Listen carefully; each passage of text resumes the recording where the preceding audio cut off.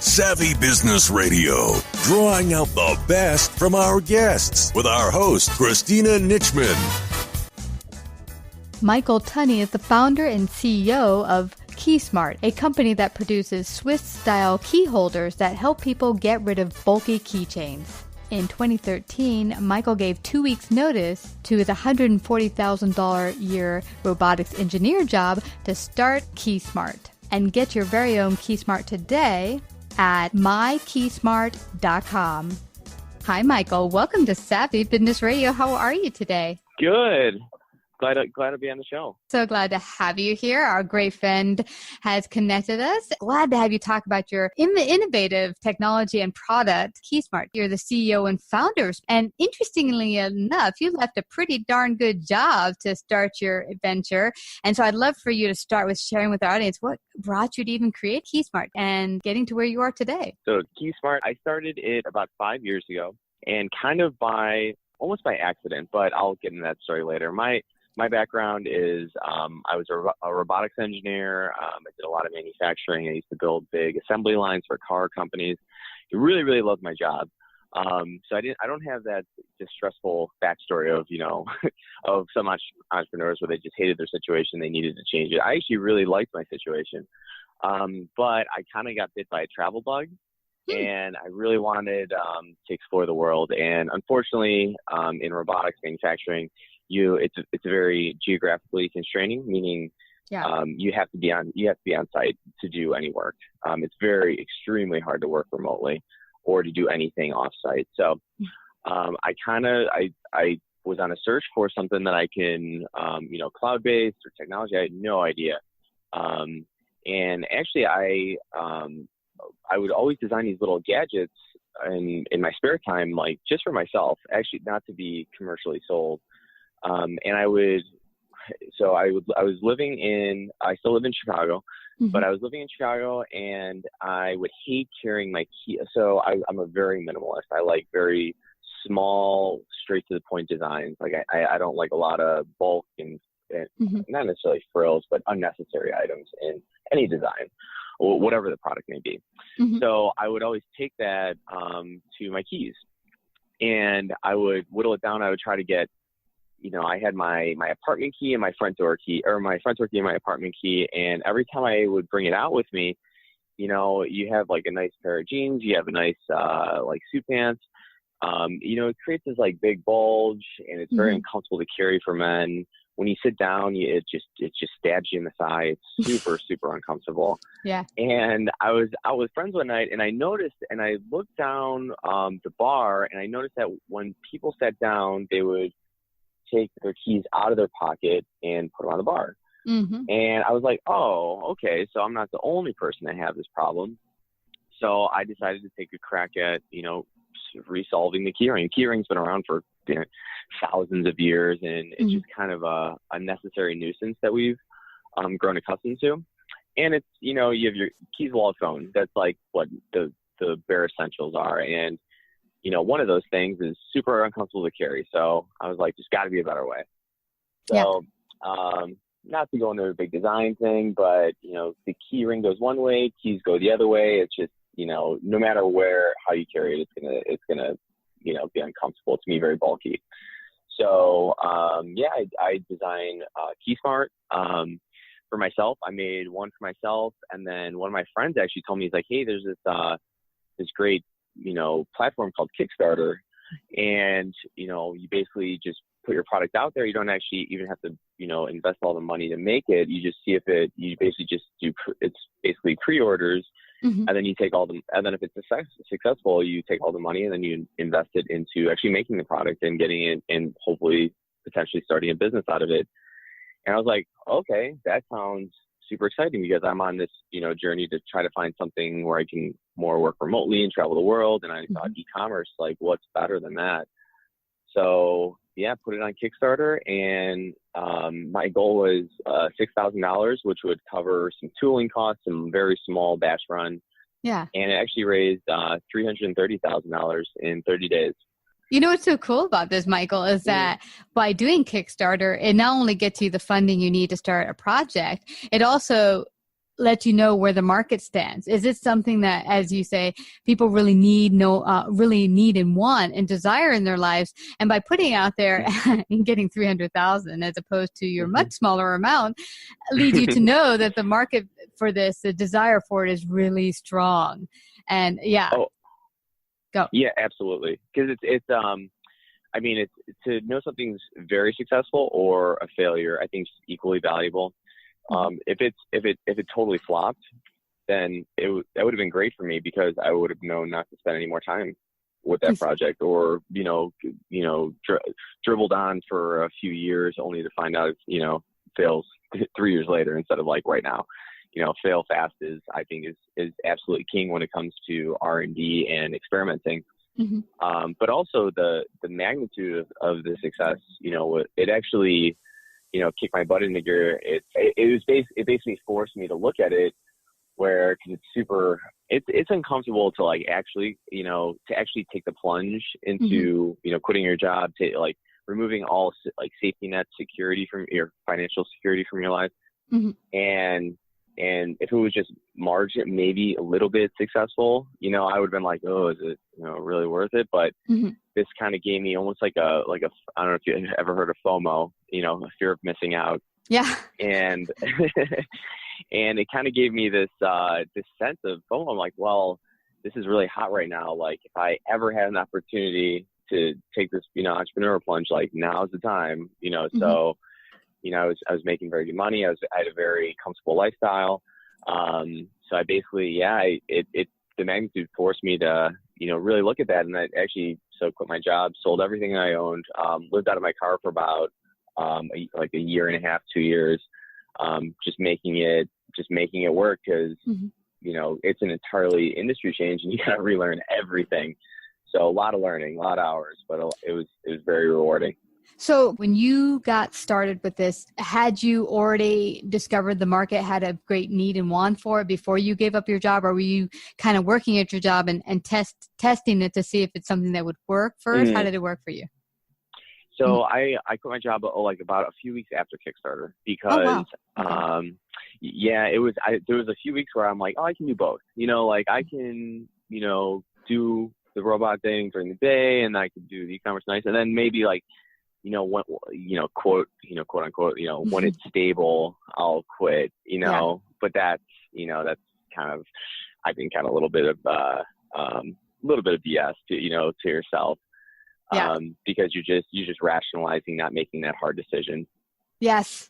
And I don't know about you, but when you really do something, and I decided this was my first business venture that did not work and went bankrupt, and I was very embarrassed by it. But I realized looking back, it was because I had one toe in the water. I didn't jump in, fully dive in, but really to do something full out, especially when you're going to do a product like this in a big venture, it really requires that you're hitting the ground from 9 in the morning or earlier until late in the evening, because you need to be around getting factories and distributors and seeing what works and having meetings. And you can't do that if you're at a full-time job all day long, or a little bit over full-time, because most people don't work 40 hours, they work 60 or more. So you really need to take that kind of plunge right into the water. Right. Absolutely. I think playing it safe is one of the biggest reasons for slow failure. Because so that, right. I mean, that venture that you were in originally, how long, start to finish? Probably 2 years. Yeah. Right. So it's if you would have known it was failure, or if you knew that it wouldn't be successful 4 months into it, and had that extra, year and 2/3, would you take that? No. I mean, you would have, I think most people want to hold on something that's not working because you're I don't see another option. So let's just hold on to what's not working. But sometimes you won't see the new opportunity of what will work or other options until you let go of the option that isn't working. Yeah, absolutely. Yeah, I agree. And I think playing it safe is different than cutting your losses. Playing it kind of meandering, during the building of the business is way different than, there's an appropriate time to say hey, this, this business model, what XYZ, it's just not working. We've tried pivoting, we've changed this, and it's just not working. So it's time to, cut the losses. I think that's way different than like how you said, having one toe in the water and not bringing that venture idea or product to fruition and to its true potential. Absolutely. So while you were building, what did it look like? Because you got the idea, you saw that there was some demand and desire for it from the marketplace. You didn't know what to start with. You said I had to learn everything. So where did you go from there? Did you start looking up distributors? Did you say, how do I make this? Where did it begin? And what did it look like? So the making it, my background was manufacturing, so I had somewhat of an idea. But granted, I know car manufacturers, like consumer goods manufacturers, entirely different. So I knew some in that specific department, but I mean, had to learn. So the business side of it, just quick on the admin, I had to all learn entirely accounting and legal and patents and like all that stuff. Like, I was drinking from a fire hose for a very long time.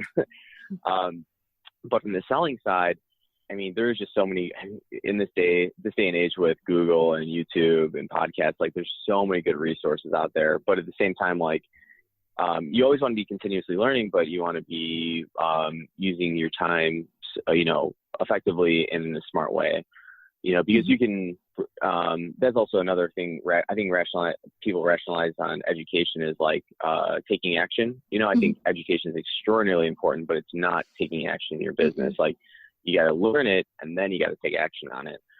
So I spent basically half my time just learning everything and then half my time trying things. That's also why, I eliminated any financial burden on me with, living on my car, selling everything I own, because it just gave me more room for failure. Because I knew I was going to fail a lot. I came from manufacturing and now I'm into sales and business. Two entirely different departments and entirely different goals and skill sets. So so I basically started reaching out to distributors, a lot of trying to find any kind of peers. Kickstarter obviously has multiple projects. I reached out to other people who had similar results, higher sales or kind of runaway successes, because unfortunately, like even if you look at Kickstarter, like there's so many great products that have these huge spikes in sales and then never turn into a business.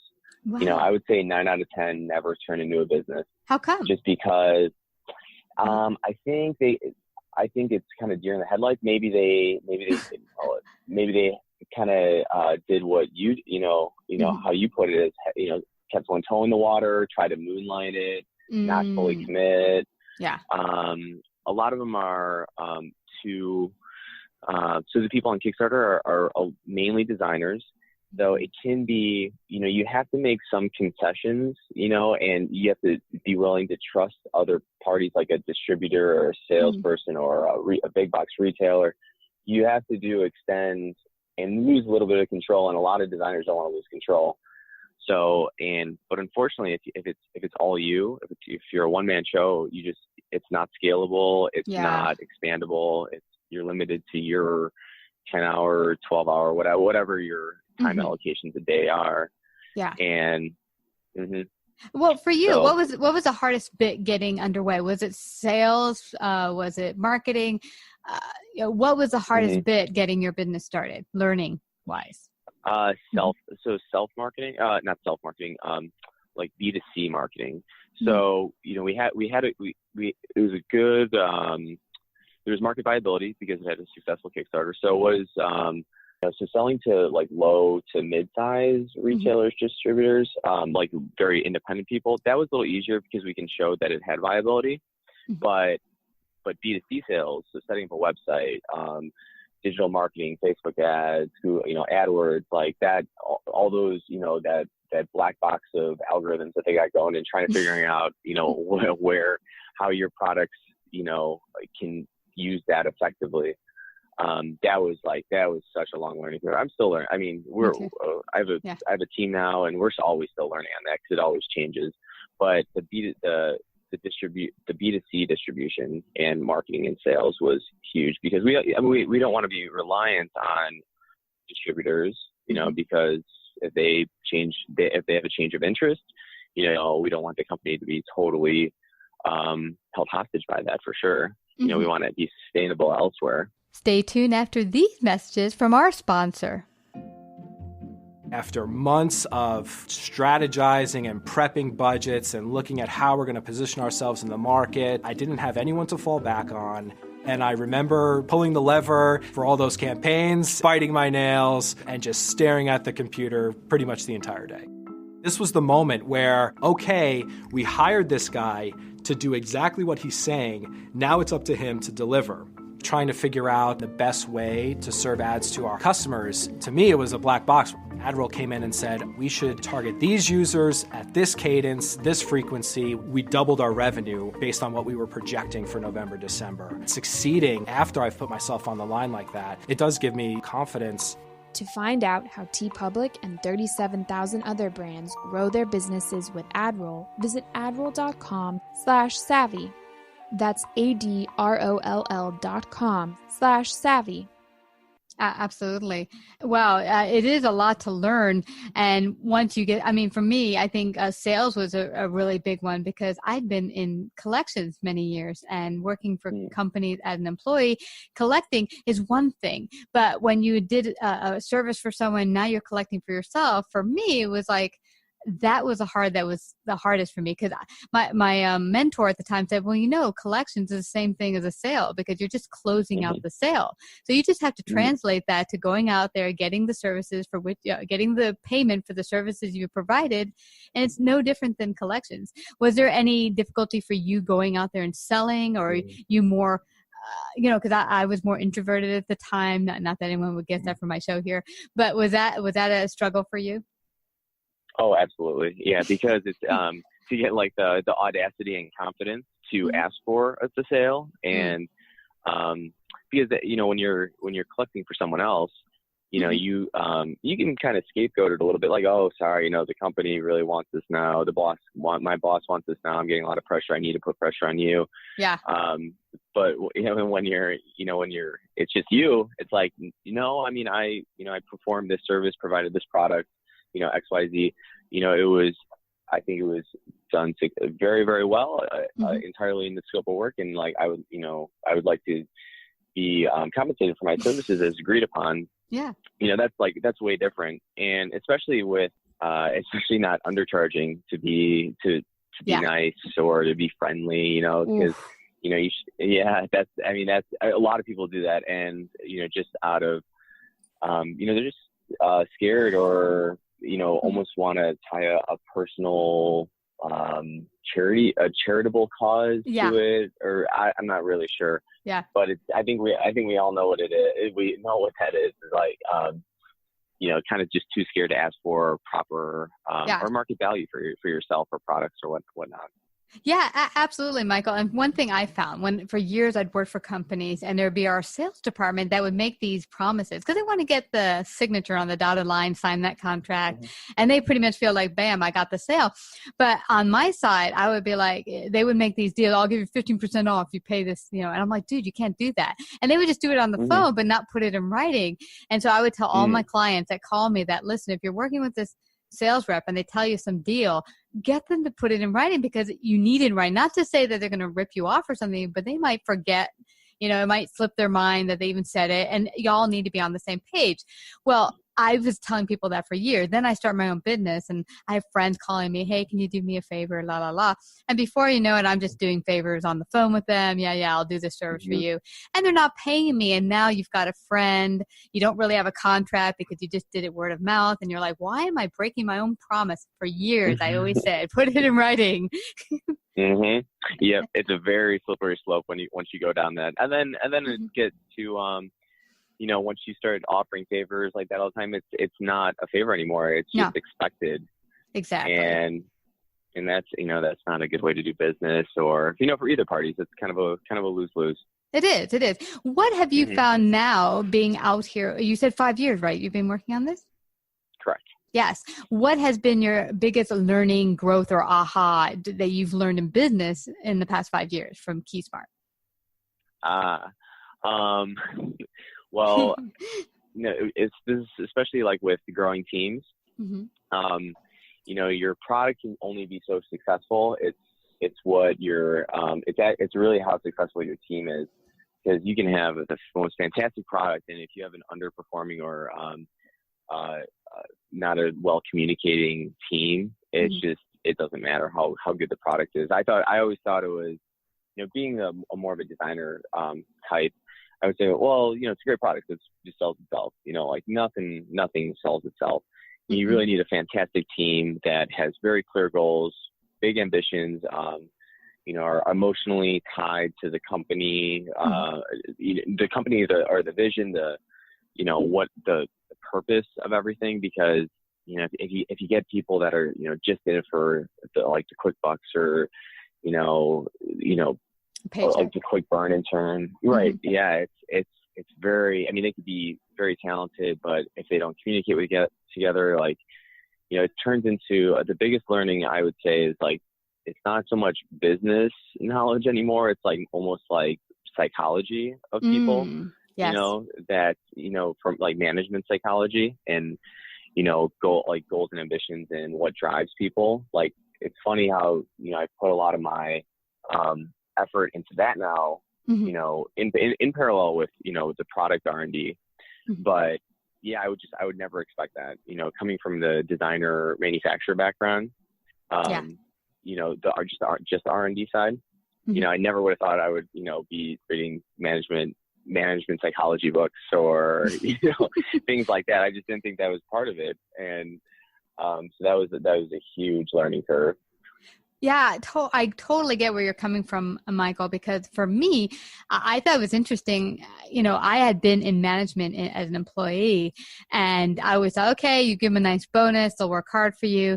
But even more so now running my business, I find that money is not the only, is lower on the ranks as far as motivating people to inspire them to be behind your product or service or information that you're selling. It has to be that they're part of the vision, and that they can feel the impact that this is something great I'm bringing into the world, and I'm part of it. Because, in management back in corporate America, I'd be like, okay, I'll get them the nice bonus. But it didn't always translate into great performance. It would for maybe a week or two, but then after that, it would start slipping. And I was like, it has to be more than the motivating factor of just money. It has to be where they're inspired in your vision. Absolutely. Yeah, there's not a clear correlation between paychecks and performance per se. I think that's at odds with I was maybe a good way to summarize is I would focus on building my logical intelligence, business, accounting, P&L, balance sheet, but it's a lot of emotional intelligence, exactly how you put it, inspiring people, and making everything mesh well together and move together well and in the right direction. Yeah. But absolutely.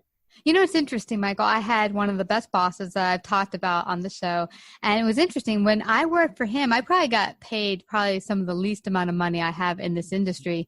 And he made sure we got good bonuses, but it wasn't the best money in the industry because they paid less than other people doing the same kind of work that I was doing. But he knew how to motivate us with the vision, and we would do company field trips together that would build motivation and teamwork together. And he made you want to come in and work the extra mile without the extra pay. And, he is that constant motivating factor that's what I want to do for the people that work for me. I want to motivate them to feel like we're in this together, people. And I want you to feel like every day you come to work is I can't wait to come here. Yeah. Yep. I entirely agree. Yeah. Yep. So where do you see KeySmart going in the future? And do you have any other awesome ideas, products for the future? We have kind of a brand DNA of minimize and organize. So basically things that you carry every day, how can we make them smaller, less bulk, lightweight, less weight, anything in the category, and then organize it better. So, we've done some great wallets, some other miscellaneous keychain size accessories, some quick disconnects for your fob and your house keys, a lot of small stuff like that. And then what we're going to the future is actually a little bit bigger stuff. So we have a commuter bag coming out next month, which is really exciting for us because it's our first big, more medium to large size product.